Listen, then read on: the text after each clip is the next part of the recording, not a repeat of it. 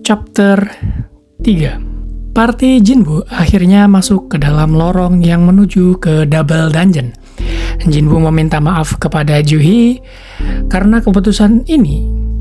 Juhee ikut masuk juga meskipun enggan. Awalnya Juhee itu merasa berkenan dengan keputusan yang diambil si Jinwoo. Tapi bohong. Juhee akhirnya meluapkan isi pikirannya. Dengan mengambil keputusan ini, artinya Jinwoo akan terluka lagi. Sekali lagi, Jinwoo hanya meminta maaf. Juhee menghela nafas, dan sebagai ganti maaf, Juhee meminta Jinwoo untuk mentraktirnya makan. Di lain waktu tentunya ya. Jinwoo tersipu dan terdiam malu. Juhee menimpalnya lagi, dan Jinwoo hanya menjawab dengan terbata-bata, salting. Salah satu orang dalam party akhirnya menemukan pintu masuk dungeon. Terlihat bahwa ukuran pintunya sangat besar. Hunter Kim dan Park merasa bahwa tempat itu berbahaya. Hunter Song mencoba meyakinkan partinya dan membuka pintu besar itu. Partinya percaya pada Hunter Song karena memang track record-nya tuh baik. Pintu terbuka dengan sangat mudah. Cahaya biru terang dari obor menyala dari dalam ruangan itu. Terlihat ruangan yang sangat luar biasa megah dan diisi oleh banyak sekali patung. Tempat ini terlihat sudah sangat-sangat lama diabaikan. Tiap-tiap patung memegang sesuatu yang berbeda, dan seolah-olah patung itu mengawasi siapapun yang datang ke sana. Dan ada salah satu patung yang terlihat lebih mengintimidasi dari patung yang lain. Patung itu duduk di atas singgasana dan ukurannya jauh lebih besar di antara patung-patung lainnya. Aneh, seluruh party tidak menemukan adanya seekor monster di dalam sana. Ada juga lingkaran yang memiliki simbol aneh, dan salah satu dari mereka menemukan sebuah prasasti. Prasasti itu bertuliskan, Commandments of the Kartanan Temple. Isinya, pertama, engkau harus menyembah Tuhan. Kedua, engkau harus memuja Tuhan. Ketiga, engkau harus menunjukkan keimananmu. Dan siapapun yang gagal mematuhi perintah ini tidak akan diberi pengampunan. Di tengah-tengah itu, Juhee melihat patung yang paling besar seperti menunjukkan adanya pergerakan. Jinwoo mencoba menepis itu, namun perasaan merinding tiba-tiba datang menyelimuti Jinwoo.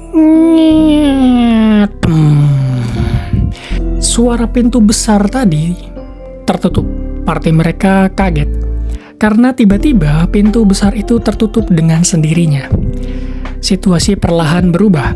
Salah satu pria besar yang ada dalam party mengeluh dan mencoba pergi membuka pintu.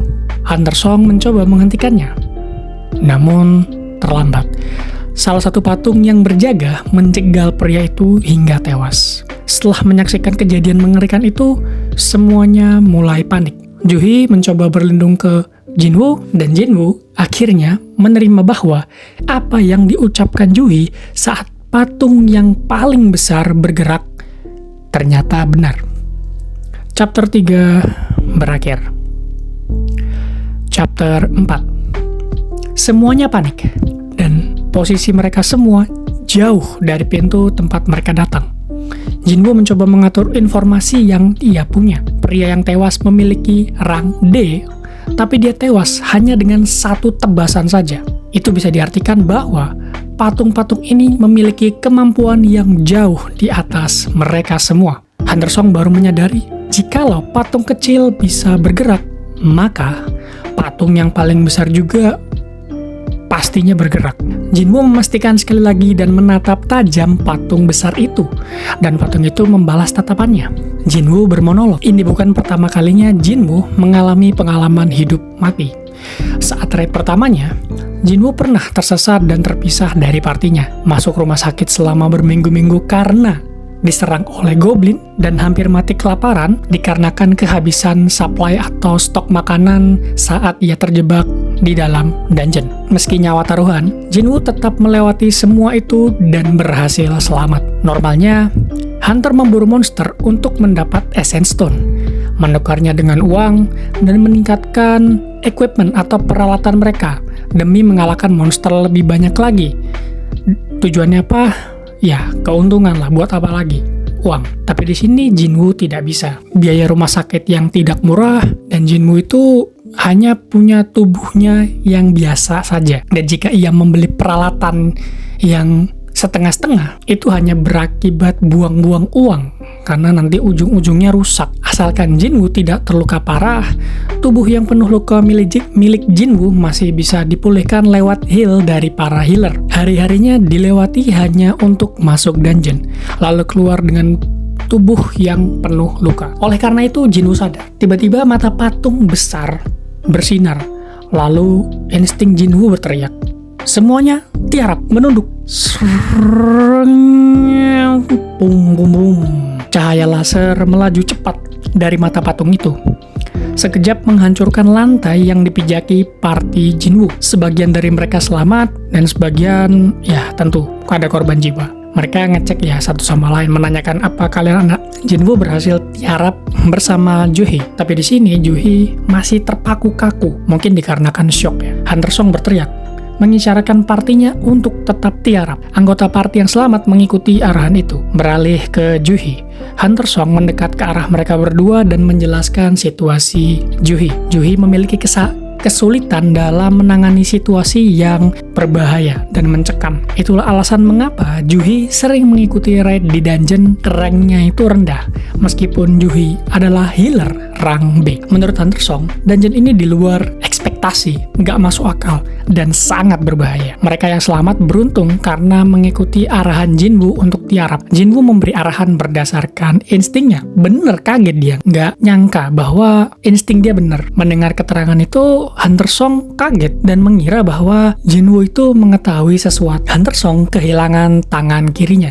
Jinwoo membantu menghentikan pendarahan. Mereka mencoba mengukur tingkatan dungeon untuk mengira-ngira lah. Sepengalaman Hunter Song mengikuti dungeon rank B, tidak ada kejadian seperti ini. Karena di dungeon rank B, itu belum pernah ada yang bisa satu hit sekali tebas habis tewas, one shot one kill.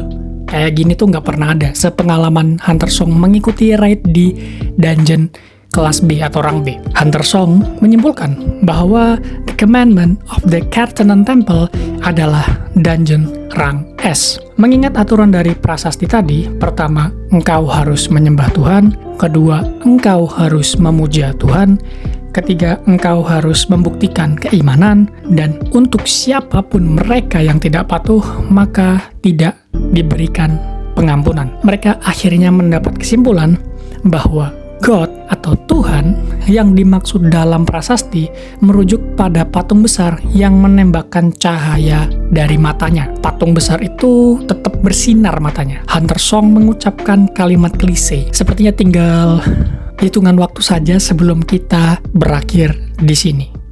Chapter 4 berakhir.